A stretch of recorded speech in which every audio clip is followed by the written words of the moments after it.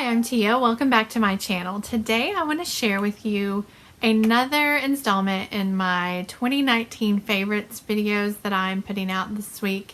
Today is going to be my top 10 favorite thrillers that I read during the year of 2019. So I'm going to go from my least favorite to my most favorite, and let's just get started. Number 10 on this list is The Silent Patient by Alex Michaelides. This follows a woman who has been accused of killing her husband, and after she supposedly shot him, she just stopped talking, and so now she is a patient in a secure psychiatric unit in London, and this basically follows her psychoanalyst or psychotherapist. He is just obsessed with trying to figure out why she has stopped talking and whether or not she is actually the one who killed her husband. Just basically all of the details. He wants to work with her. And I don't think I've ever read a thriller that's told from the perspective of the psychotherapist. And so it was just really interesting. There were a lot of twists and turns in here. It was definitely a page turner. I would say edge of your seat thriller. If you haven't already checked this out, definitely check it out. I'm probably going to say that about everyone on this list, but this was definitely a great read this year. Number 9 is The One by John Marrs.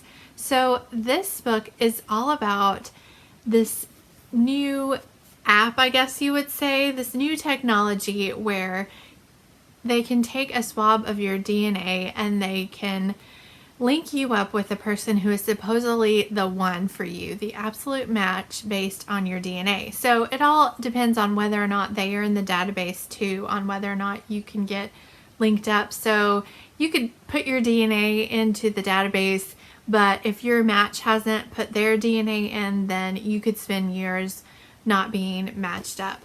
As you can imagine, this would create a lot of problems between, like, if someone's already married and then they discover that they have a different match, or if you were matched up with someone who's a lot older than you, or if you are matched up with someone who's not a very good person, or just all different kinds of things. And so this bases everything off of that new technology, and there begins to unravel like a mystery thriller aspect to the story.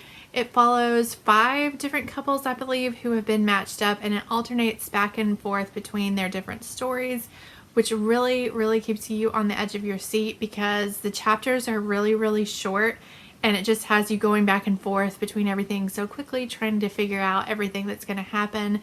Definite page turner, really interesting concept. Again, I definitely recommend this one if it sounds like something that you might be interested in. Number 8 is An Unwanted Guest by Shari Lapena. So this book has one of my favorite tropes, which is like a closed circle mystery or a snowed-in locked door kind of mystery. So this follows a group of guests who are staying at this lodge in the Catskill Mountains when a big winter storm comes along and snows them all in. And of course, as would happen in a thriller, the guests start to turn up dead, and they are all scrambling to try and figure out who is the killer before all of them turn up dead by the end. This was really, really intriguing and interesting. It had this sort of twist that really scares the bejesus out of me for some reason. I don't want to spoil it because that would give away who the killer was at the end. But I really enjoyed the locked door, closed circle type mystery, and I thought this was really well done. It was a page turner, and I definitely recommend it if you're into that type of trope. Number 7 on this list is Turn of the Key by Ruth Ware. This has actually turned out to be my favorite Ruth Ware that I've read so far. I do still need to read The Lion Game, but I expect that this one is probably better than The Lion Game. Anyway, this follows a girl who's just applied to be a nanny at this out of the way house. It ends up being like a smart house where you can tell the house to turn the lights on or lock the doors, play music, turn the TV on, that type of thing on like an app on your phone or the iPad. And so lots of strange things start to happen in the house, as this nanny is left alone with the two little girls over, I don't remember how many days she's left alone there, but the parents go out of town and she's left with the two little girls. The third girl, who's like a preteen or a young teenager, comes home as well at some point during the story. And just lots of really creepy things starts to happen. You don't know if it is the house doing it, if someone is messing with her, or if it's just like a supernatural aspect to the story. There's a lot of just thrilling, page-turning things that happen that keep you guessing until the very end. And I definitely recommend this if you're into creepy house vibes. This one is a great one if you're into that trope. Number 6 is The Mysterious Affair at Styles by Agatha Christie. So I had previously read some other Agatha Christie novels and really wanted to do the whole Hercule Poirot series from the beginning. So I started with this one this year. It's number 1 in the series. And I wasn't sure how much I would love it because I think that people generally say that The Murder on the Orient Express and Then There Were None were some of her best. So I wasn't sure if this one would live up to those. But I ended up absolutely enjoying this mystery. I loved Hercule's eccentric nature as well as his bumbling sidekick, Captain Hastings. I really liked how they played off of each other and how they worked together to figure out who has murdered the woman in this story. So basically, this follows a family who is living in a country estate. The elderly woman of the family turns up having been poisoned, and Hastings and Poirot are called in to figure out who has committed the crime. It was really hard to figure out who had done it. It kept me guessing back and forth. At one point, I had guessed one character, and then I went back to another one, back and forth. I did guess the culprit at one point, but I think by the end she had changed my mind to someone else. I never quite knew if I was right until the very end. So I definitely recommend this one if you were thinking about getting started with Hercule Poirot. This is a great place to start if you want to start at the beginning. I know not everyone loves Hastings. He can be a bit much at times, but I personally find him to be a great comic relief and a fun sidekick. Number 5 is The Kind Worth Killing by Peter Swanson. So this was actually my second Peter Swanson that I have ever read, and the other one that I read was The Girl with a Clock for a Heart, and it was pretty big disappointment. It wasn't terrible, but it was nothing compared to this. So this book was full of twists and turns. It follows this man who is really upset with his wife as he is waiting for his flight to arrive at this airport. Another woman sits down, another passenger sits down and starts talking to him, and he sort of tells her how annoyed he is with his wife, and she says, well, would you like to kill her? And it just goes from there. It was so full of twists and turns. This book was a major page turner. Now, there were definitely parts in this that were a little bit gory. I wouldn't say that it was too over the top. If that's something that bothers you, just beware that there are a couple of parts that definitely have some blood in there. Number 4 is Sleep by C.L. Taylor. So this story follows a girl who is having trouble sleeping after being in a car accident that involves her and some of her friends, work friends. She decides to leave everything behind and apply for a job at this remote inn up in a remote Scottish island that sort of has the tendency to be cut off from the mainland whenever some storms roll in. So, as you can guess, this turns out to be another closed circle isolated mystery. When she's on the island, they end up getting a huge storm, and all of these people are there trapped together, and, you know, mystery ensues, of course, and you are on the edge of your seat trying to figure out if she is going to be okay, if these guests are going to be okay, who is the bad guy, what is this whole story, how's it all going to come together.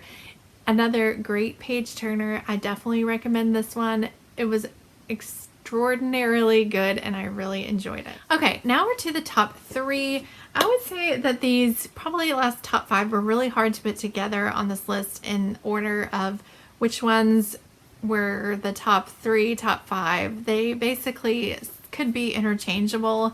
It was really hard to make this list because I read so many great thrillers this year. It was just hard to choose. So these top 3 were really hard to put in order, but here we go. Number 3 is Verity by Colleen Hoover. This book was so crazy. I read this book so quickly because I couldn't wait to find out what was going to happen.